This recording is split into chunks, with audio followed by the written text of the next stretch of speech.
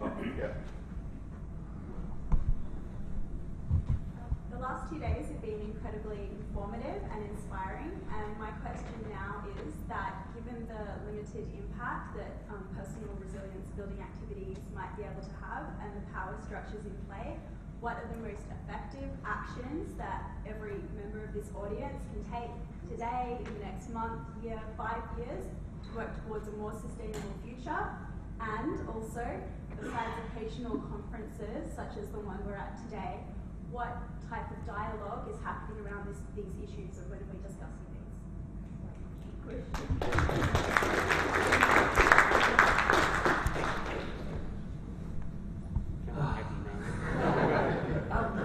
There is no simple answer to this. I mean, again, change is inevitable. The world's going to change. We're just arguing about in which direction and how quickly. Someone's going to win, someone's going to lose. Change is going to happen. The more people that lean in a particular direction, the more likely that direction will be the direction of change. But it's not inevitable that if we lean in one direction, we'll succeed. So there is no simple thing you can do.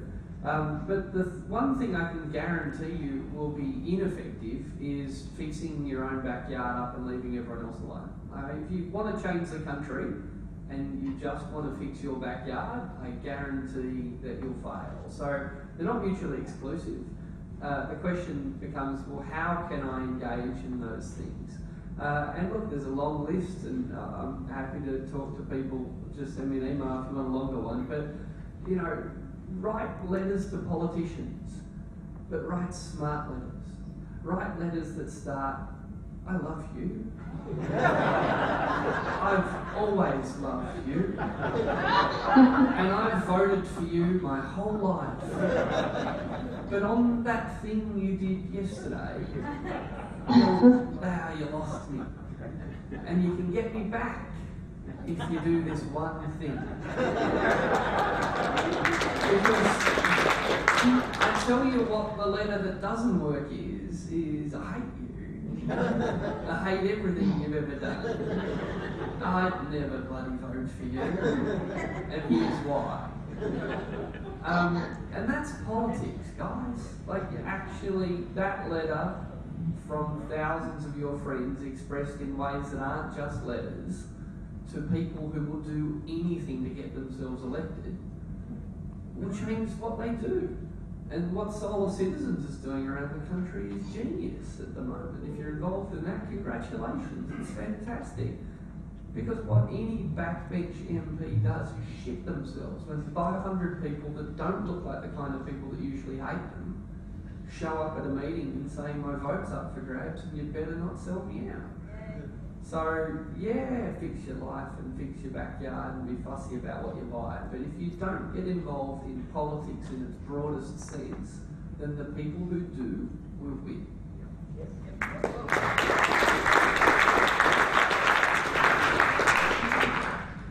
I think there have been lots of really good practical suggestions at this conference, and I think what the organisers, what we need to do, is to compile a list of not so much individual actions, as Richard says, but actions that we can do through other groups, through joining groups like Solar Citizens, like the Australian Solar Council, like there's a whole range of groups, and to try and influence those groups, because numbers are important, numbers of committed people.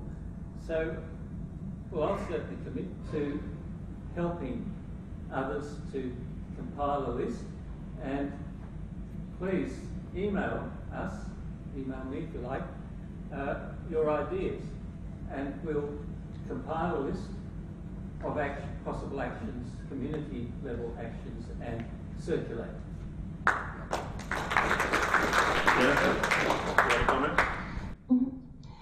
Yeah, thanks. I said I would wrap my presentation up when I introduced it with ways that we can help support the emergence of the not-for-profit world, and I didn't have time to do that, so I left those out. So I'll just mention a couple of things briefly.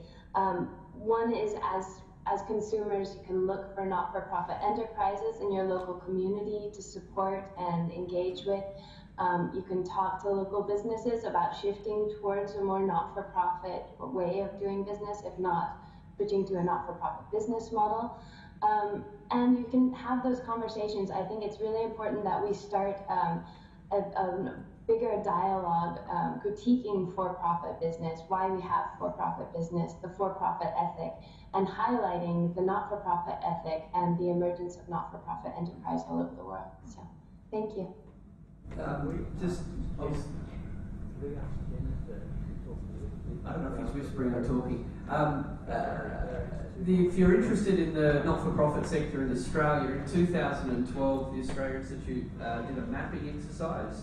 Just Google who knew Australians were so cooperative. We basically went through all the co-op sectors. The take-out message is this: 87% of Australians are members of a cooperative, and 17% of Australians think they're a member of a cooperative. The cooperative sector is enormous in Australia, and if you've heard of the NRMA, a credit union, or the co-op bookshop. Has anyone heard of the co-op bookshop? Yeah, most people don't know it's a co-op. I shit you not. So Google, if you want to know, the sector is big in Australia. It'd be even better if it was bigger. I think it's very important. But yeah, who knew Australians were so cooperative? It's a nice big map of how big it is in Australia. Jennifer, we had a request if you want to say a few words on the barriers for non-for-profits. Sorry, could you repeat that? That didn't come through very clearly. We had a request if you could say a few words on the barriers for non-for-profits.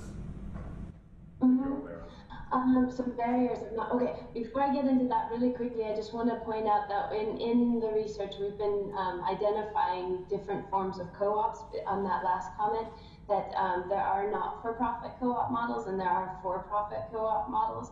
So it's nice to make that distinction even within the co-op world. But like most producer or consumer co-ops are not-for-profit, and credit unions in the US must be not-for-profit, credit unions in Canada must be for-profit. So interesting distinctions there. The barriers to not-for-profit enterprise. Look, and that's what I was saying with that it's necessary but not sufficient, is that this isn't a utopian model. This isn't going to be perfect, and there are not-for-profits that do bad things. There are not-for-profits where the CEOs make a lot more money than the lower-paid employees. But where we're sticking firmly to this is saying even the worst not-for-profit is a million times better than the worst for-profit. So it's a good way of setting a new, higher minimum standard for business and the economy. Another barrier that might come up, and is actually already starting to come up in some countries, is with the government taking away some of the tax deductions or the tax exemptions for not-for-profits, and they see that actually not-for-profits are starting to outcompete for-profits, that there is a bit of a threat there. So one barrier that we might see coming to the fore now is governments actually trying to impede not-for-profit or level out the playing field. So that's interesting. We'll be watching that. Thank you. I think the gentleman, and then I think Anna, and then... If I can just talk a little bit about what we were talking about yesterday, about population growth and steady state populations. I was in Innsbruck a year or two ago, and it's a beautiful city, and they decided 20 years ago that that was the size they wanted to stay, and not growing. They decided this is the right size of the city. Has that ever happened in Australia, or is it, where's the decision made, and can that decision, what's the process for doing that, I guess is the question. I'm aware of two local governments who raised their hands on that. Kiama and Port Douglas and the relevant state governments were not particularly supportive, shall we say. Lord Howe Island has a limitised population. I can't tell you how it was done, but it would be easy to look up. Tasmania.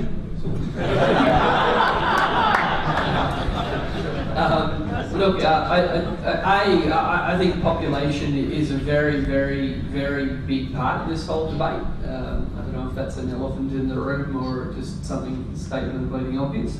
And I think that, you know, we've got a real mismatch in Australian democracy in that the federal government effectively determines national population through immigration policy. The Australian population is growing by around 400,000 people a year. Everyone hates Canberra. Well, we're building a city the size of Canberra every year. You know, we're going to build another 20 Canberras in the next 20 years. That should scare people. But while the federal government makes those decisions, local governments have to plan for it, and they can't. So yeah, I think we've got there are many mismatches in our democratic structures, but I think the mismatch between the national level population policy and community level planning policy not only makes no sense, but I think it's fundamentally undemocratic. Anna?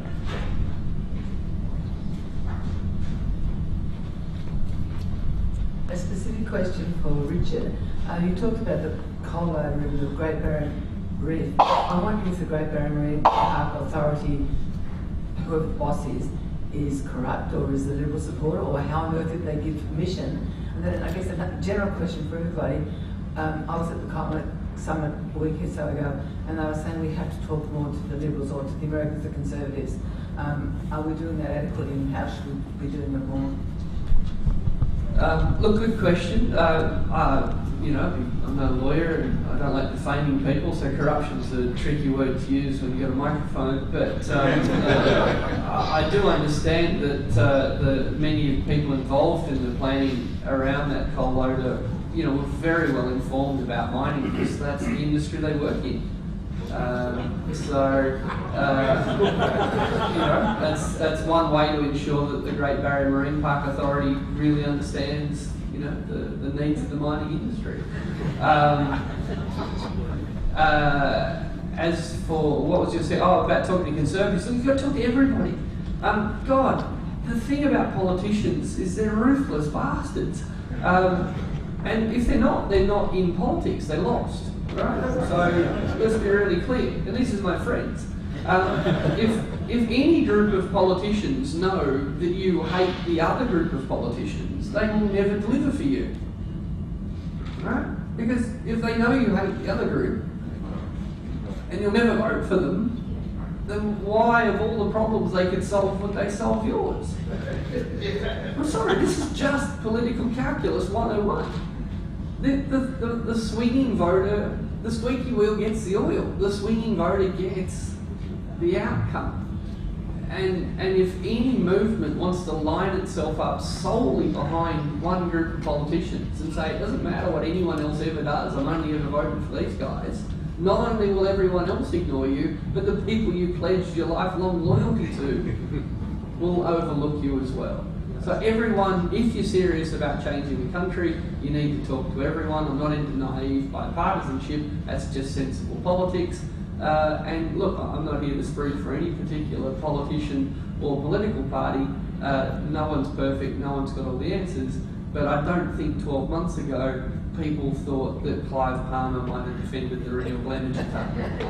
Alright, now let's be clear, he voted against the carbon price, which is, I think, a very bad decision from a policy point of view.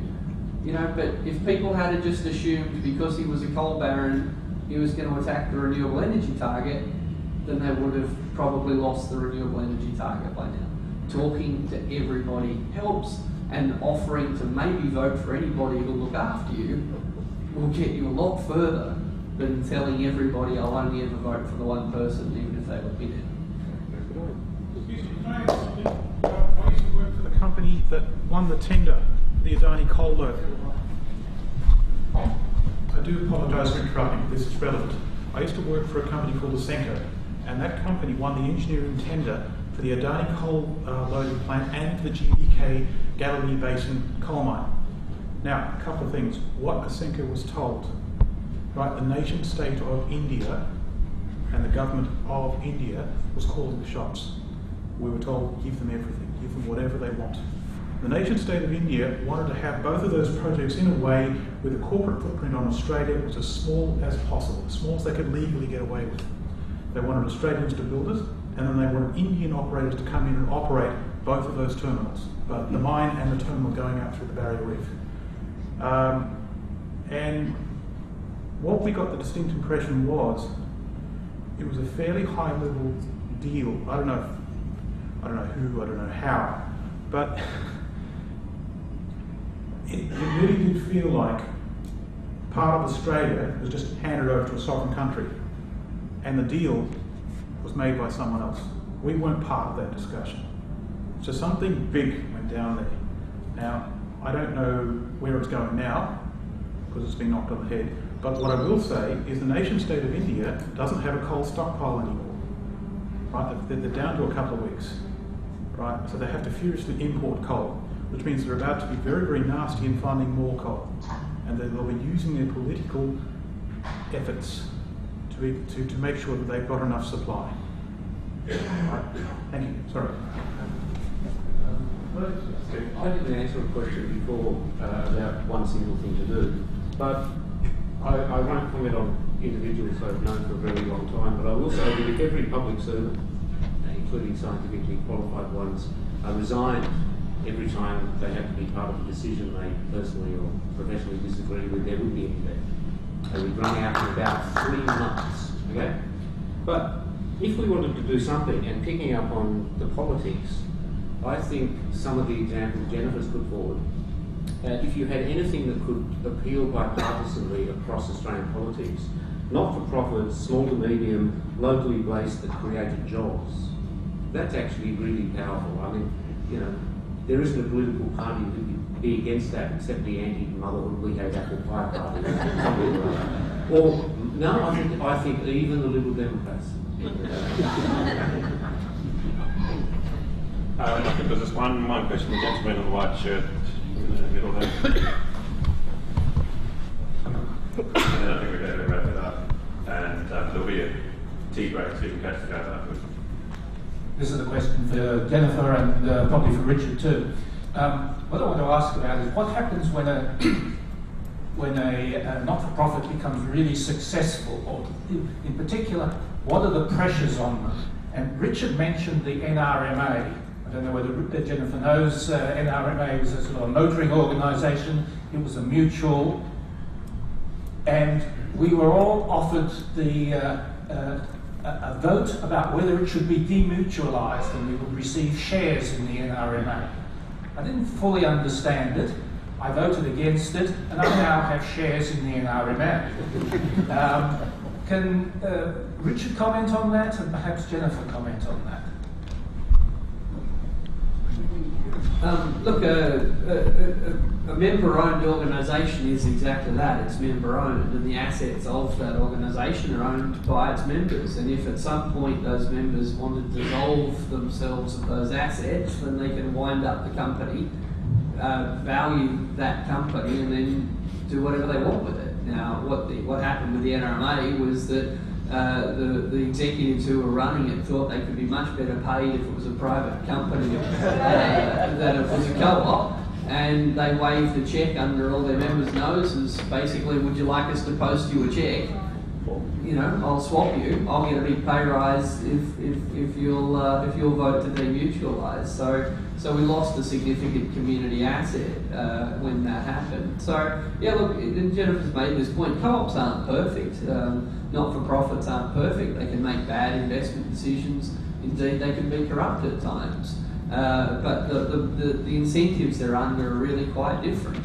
And in terms of political power, you know, the Australia Institute, well, we're a small not-for-profit. We're owned by our directors, and we can't distribute a profit if we make one. Now, that's a fantastic problem because I run at a loss.